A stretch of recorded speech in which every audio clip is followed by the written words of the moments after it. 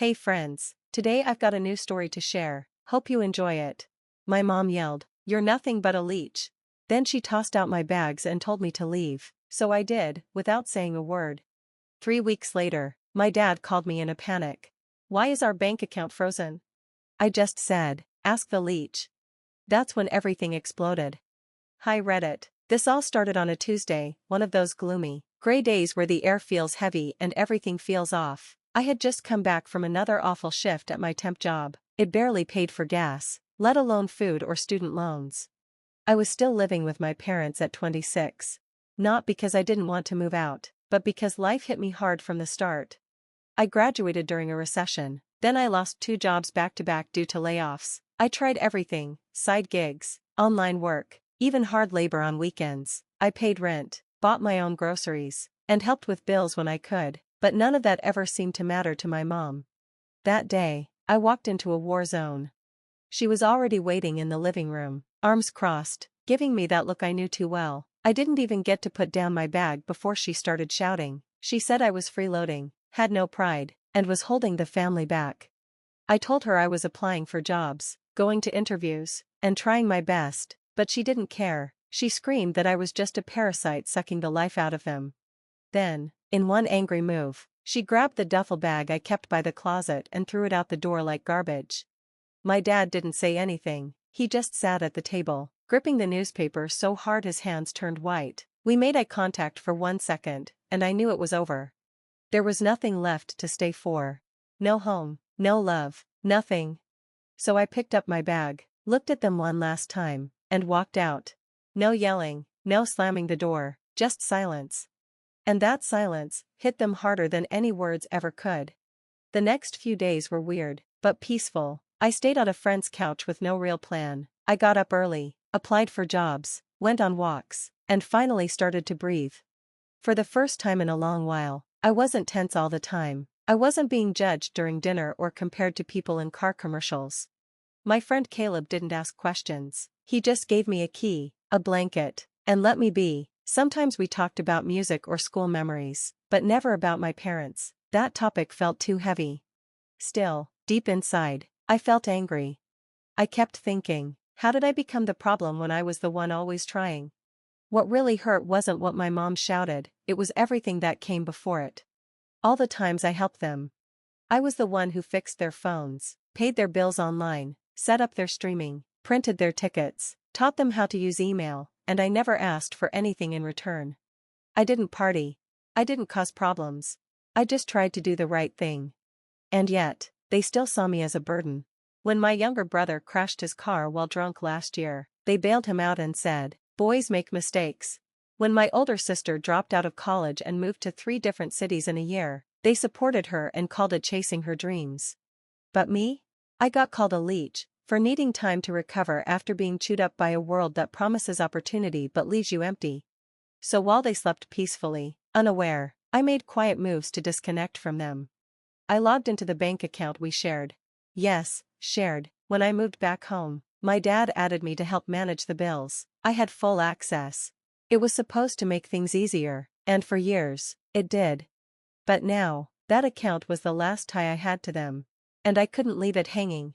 So I removed myself properly, flagged a few strange auto payments they never noticed, and asked the bank to freeze all activity until my dad confirmed changes. It was just smart banking. But to them, it would feel like a bomb went off in their finances. 3 weeks after I left, the call came. I was in Caleb's kitchen, heating up leftovers, when my phone buzzed. My dad. I stared at it, unsure if I should answer. It rang again. And again. On the third call, I picked up. His voice was panicked, higher than usual, like during Grandma's funeral. "Why is our account frozen? Why can't I pay the bills? What did you do?" I could hear my mom yelling in the background, blaming him, blaming me, blaming anyone but herself. I let him go on for almost 2 minutes, then I said, calmly, "Ask the leech," and hung up. The silence after was beautiful. But I knew it wasn't over. 2 days later, I got an email. From their lawyer. They said I had caused a disruption, that I had used my access as a weapon. They were trying to twist the story, make me look like some tech-savvy kid who hurt his poor, helpless parents. I laughed out loud. Then I spent an hour gathering everything, screenshots, emails, login logs, every bit of proof that showed I never took a penny that wasn't mine. My lawyer checked it all and said I was safe. Legally, I had done nothing wrong. But that didn't stop the pain in my chest. It hurt knowing they'd rather call a lawyer than just say I'm sorry. That they'd try to ruin me instead of admit they were wrong. That night, I stood on Caleb's tiny balcony, looking out at the city lights. I thought about all those years I worked so hard for their approval. All the birthdays I spent fixing Wi-Fi. All the times I stayed quiet while they blamed me for things I didn't do. Now I was finally out. But I didn't feel free. Because I knew this wasn't over. They pushed me, and I finally pushed back. But I knew my mom, she wouldn't let it go. She needed someone to blame. And this time, it was me. But what she didn't know was that I had chosen myself, too. And I was ready for whatever came next. The fallout came quicker than I thought. One day I was the quiet son living under their roof. The next, I was the villain, dragged through family chats, whispered about, called ungrateful. I didn't know how fast gossip could spread until my cousin Sarah texted me in a panic, asking if I'd really emptied my parents' bank account and vanished. That's when I realized they weren't just upset. They were rewriting the whole story. And in their version, I was the villain. Not the son who worked himself to the bone. Not the one who kept their bills paid because they couldn't figure out online banking. No. To them, I was the one who ruined everything out of spite. It felt unreal. I watched the story twist and spread like a bad rumor. One aunt blocked me. Another left a voicemail saying, "Family should stick together, even when it's hard." I didn't answer. I didn't need to. Because for the first time in my life, I had proof. Real, solid proof of every bill I paid, every login I used, every message I sent. I saved it all in a folder called "In Case They Try Anything" and backed it up in 3 places. But I didn't use it. Not yet. Because while they were busy lying, I had something better than revenge. I had direction. I finally got a job. A solid IT role at a mid-size company. Not flashy, but steady and exactly what I'd been working for. I said yes with a quiet smile, left Caleb's couch behind, and moved into a small apartment. Just a mattress, a desk, and my computer. It wasn't much. But it was mine. No one could kick me out. No one could call me a burden. And standing in that empty room, I felt something new, peace. Not the kind that comes from being tolerated, but the kind you build yourself when no one believes in you, and you keep going anyway. Meanwhile, my parents were falling apart. I didn't have to ask, word spread fast. Turns out, my dad's business account was tied to the frozen account. He missed payments, got hit with penalties, and his car lease got rejected. They were panicking, but still too proud to admit they'd helped cause the mess. They never called to say sorry. Never checked to see if I was okay. But then, one day, my phone rang. Not my dad. Not my mom. My sister.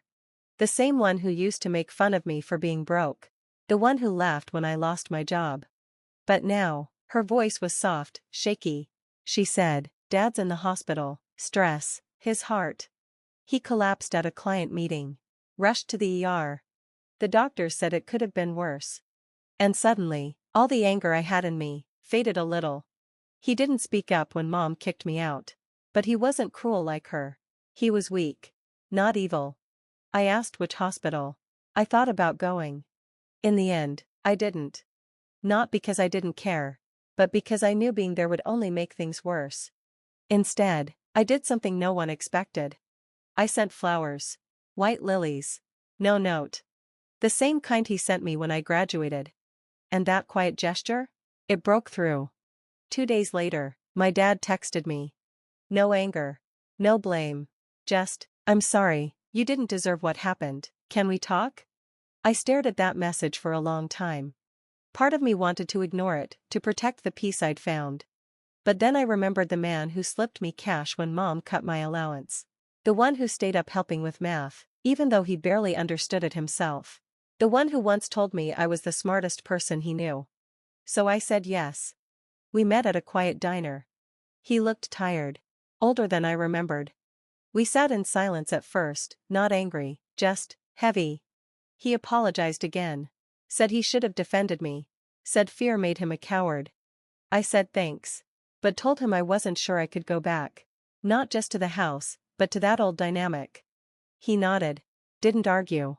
Then he told me something that stuck with me. After I left, the house changed.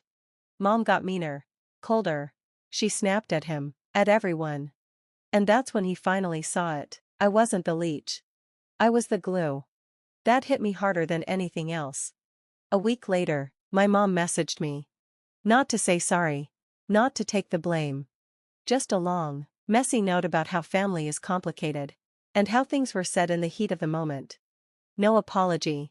Just excuses. I didn't reply. Because forgiveness doesn't mean pretending nothing happened. Some wounds don't heal with words. They heal with distance.